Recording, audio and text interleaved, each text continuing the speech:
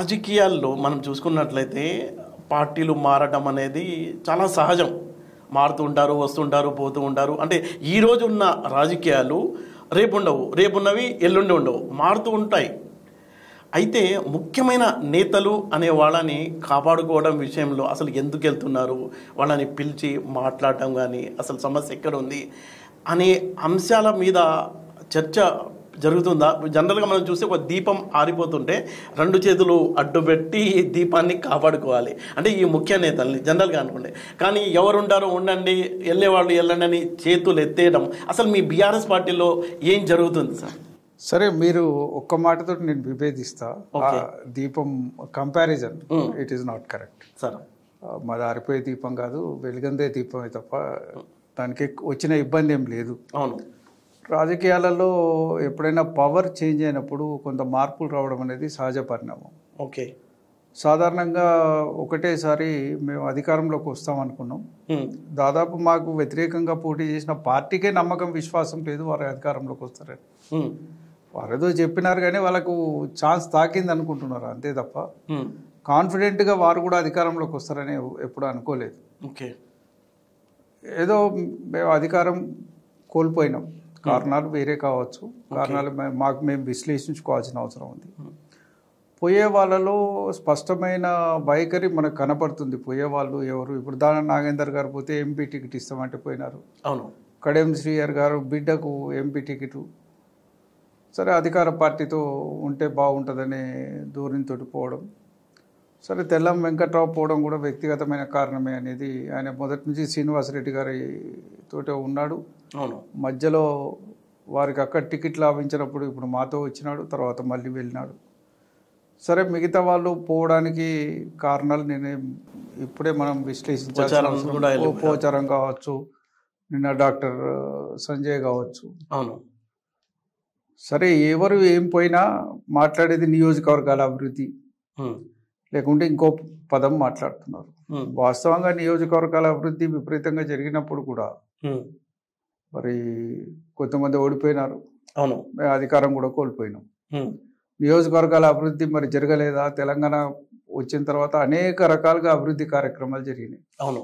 Comparative with last 15-20 years కూడా మీరు compare చేస్తే జరగని పనులు మేము 10 ఏళ్ల కాలంలో చేసి పెట్టినాం. దాదాపు అన్ని గ్రామాలలో రోడ్లు కానీ, మిగతా వసతులు కానీ, ఇన్ఫ్రాస్ట్రక్చర్ కానీ, గ్రామీణ వ్యవస్థకు కావాల్సిన అన్ని పనులు చేయగలిగినాం. అవును.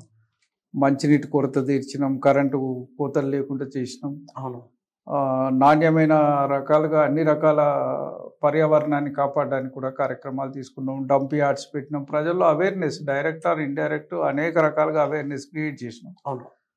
మరి రైతు బంధు ఇచ్చినాం, అనేక కార్యక్రమం అయినా ఓడిపోయినాం. అవును. ఇలా పోయే వాళ్ళంతా అభివృద్ధి కోసమే పోతున్నామని మాట చెప్తే వాళ్ళకి ఆదరణ లభిస్తుందని కూడా నేను అనుకోను. ఓకే.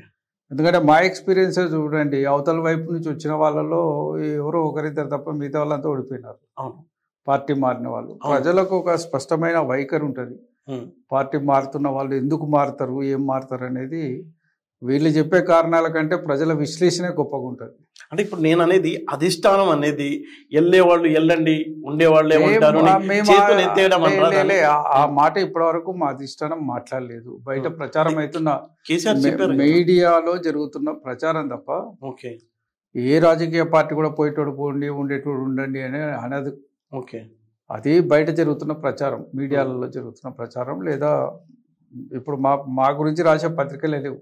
అవును. వాస్తవంగా ఏదో మా పత్రిక, మాతో పాటు ఎవరో ఒకటి 2 చిన్న పత్రికలు ఎవరన్నా మాకు సహకరిస్తే సహకరించాలి కానీ అవును ఇవాళ 3-4 పత్రికలు అయితే మా మీద కక్ష కట్టినట్టే రాస్తున్నారు. అవును. మరి వాటిని ప్రామాణికంగా తీసుకోవడం కరెక్ట్ కాదు. మా పార్టీకి ఒక స్పష్టమైన విధానం ఉంది, ఎట్లా కాపాడుకోవాలి, ఎట్లా చేయాలి. ఖచ్చితంగా త్వరలో రాష్ట్ర స్థాయి సమావేశం జరగబోతుంది. ఓకే. దాంట్లో విధి విధానాలు కూడా రూపొందిస్తాం. ఇప్పటికే మాకు 33 జిల్లాలలో పార్టీ కార్యాలయాలు కూడా దాదాపు కంప్లీట్ చేసుకున్నాం. ఓకే. పార్టీకి నిర్మాణ రూపం ఉంది. అవును.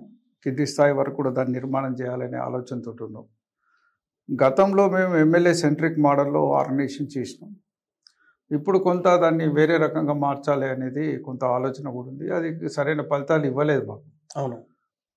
మొదటిసారి సరే మేము చేసిన సంక్షేమ కార్యక్రమాలు అధికారంకి వచ్చిన తర్వాత ప్రజలకు ఇచ్చిన అనేక వాగ్దానాన్ని నిలబెట్టుకోవడం, వాగ్దానం చేయని పనులను కూడా అనేకం చేయడం వల్ల మొదటిసారి బ్రహ్మాండమైన విక్టరీ మాకు వచ్చింది.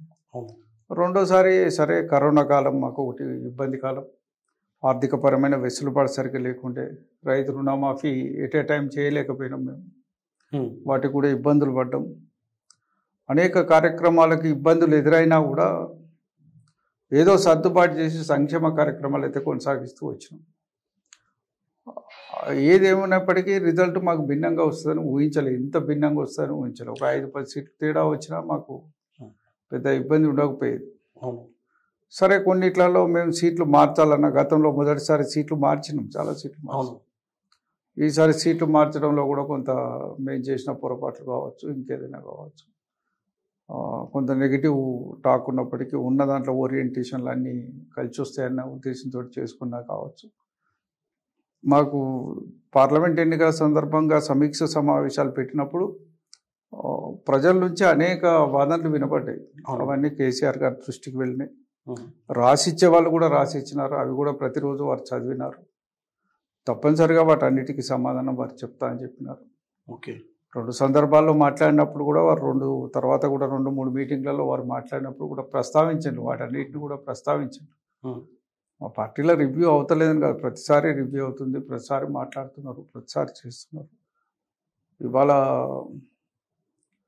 సరే మొన్న పార్లమెంట్ ఎన్నికలు వచ్చినప్పుడు మోడీ వర్సెస్ కాంగ్రెస్ వేరే పార్టీ, మోడీ వ్యతిరేక పార్టీ చూసినారు తప్ప మమ్మల్ని కొంత పరిగణలోకి చాలా చోట్ల బీఆర్ఎస్ సంబంధించిన నేతలు కూడా బీజేపీకి ఏమని చెప్పారన్నట్టు. మేమేం చెప్పలేదు, ఎందుకు వెళ్ళిపోయారు మేమేం చెప్పలేదు. కానీ మోడీ వర్సెస్ కాంగ్రెస్ అనే ఒకటి అయినప్పుడు దాంట్లో కొన్ని వర్గాల ప్రజలు బీజేపీకి వ్యతిరేకంగా ఓటేయాలనుకున్న వాళ్ళు కాంగ్రెస్ వైపు వెళ్ళడం, బీజేపీకి మోడీ గ్లామర్ తోటి వేయాలన్న వాళ్ళు అటువైపు వెళ్ళడం, వాళ్ళకి 8 సీట్లు అట్లా సీట్లు పెరిగే అవకాశం వచ్చింది. మాతోటి ఉన్న ఉన్న వాళ్ళకు కూడా తక్కువ సంఖ్య ఏం కాదు కదా, లక్షల్లో ఉన్నారు. మాకు వచ్చిన ఓటింగ్ కూడా ఎక్కడ ఏదో మరి పూర్ షోలు అయితే ఎక్కడ లేవు మేము. అవును, ఇప్పుడు 3rd ర్యాంక్ వచ్చినా 2nd ర్యాంక్ వచ్చినా లక్షలలో ఓట్లు ఉన్నాయి. అవును, అంటే మమ్మల్ని నమ్మి విశ్వసించిన కార్యకర్తలు ఇంకా గ్రామీణ ప్రాంతాల్లో ఉన్నారు. ఓట్లతో ప్రభావితమైన వాళ్ళు లేక నినాదాలతో ప్రభావితమైన వాళ్ళు అటు ఇటు వెళ్ళొచ్చు, కానీ వాళ్ళకు కూడా పర్మనెంట్ అసెట్ కారు వాళ్ళు. అవును, కాబట్టి ఖచ్చితంగా మళ్ళీ స్థానిక సంస్థలు వచ్చే నాటికి మళ్ళీ మా క్యాడర్ గెయిన్ చేసుకోగలుగుతామనే నమ్మకం, విశ్వాసం మాకుంది. ప్రజల విశ్వాసం పొందుతామనే నమ్మకం కూడా మాకుంది. Hi, this is Swathi. Like చేయండి, షేర్ చేయండి, కమెంట్ చేయండి అండ్ సబ్స్క్రైబ్ చేయండి GRTV. Hi, this is Monica. Please like, share and subscribe GRTV.